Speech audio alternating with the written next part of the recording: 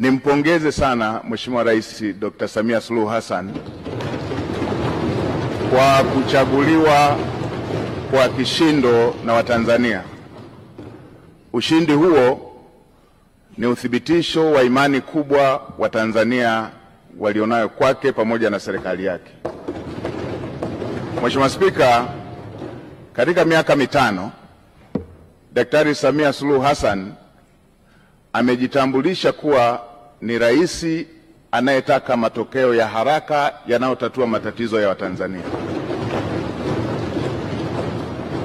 Amefanya hivyo wakati alipoapishwa kulikuwa na tatizo kubwa la umeme.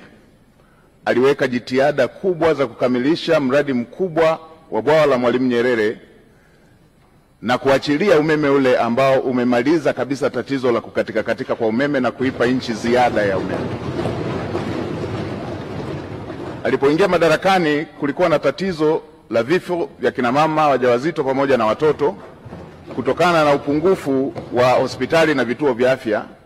Katika kipindi kifupi amejenga zaidi ya hospitali 119 za wilaya, zaidi ya vituo vya afya 649 katika kata mbalimbali na zaidi ya zahanati 2800 kwa nchi nzima. Katika kipindi kifupi kulikuwa na shida ya shule pamoja na madarasa, na tulikuwa tukiona baadhi ya wanafunzi wakisomea chini ya miti. Katika kipindi kifupi amejenga shule mpya zaidi ya 2700 za msingi na amejenga zaidi ya shule 1300 za sekondari na madarasa zaidi ya 1097. Hivyo hivyo katika sekta zingine ikiwemo kununua CT scan hospitali zote za mikoa, MRI kwenye hospitali zote za kanda, pamoja na kununua mitambo ya kuchimbia maji kwenye kila mkoa na kila ukanda. Nitumie fursa hii pia kumpongeza Dr. Emmanuel Nchimbi kwa kuaminiwa na kuchaguliwa na Watanzania kuwa makamu wa rais. Tuna imani na utendaji wake na tunaamini kwamba atamsaidia Mheshimiwa Rais katika kutekeleza majukumu yake.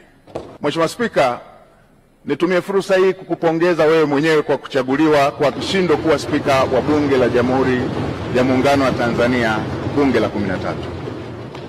Natambua nia yako thabiti ya kulifanya Bunge la 13 kuwa bunge la Watanzania.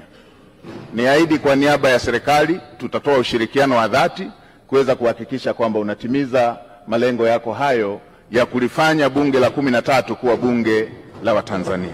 Natambua ukubwa wa kazi iliyo mbele yetu. Kazi kubwa kwa nafasi niliyopewa, lakini kazi kubwa ya serikali, lakini kazi kubwa kwa Watanzania wote.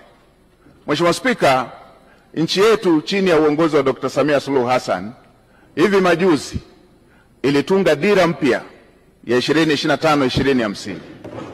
Na awamu ya pili ya serikali ya awamu ya 6 ndio itakuwa awamu ya kwanza ya kutekeleza dira mpya.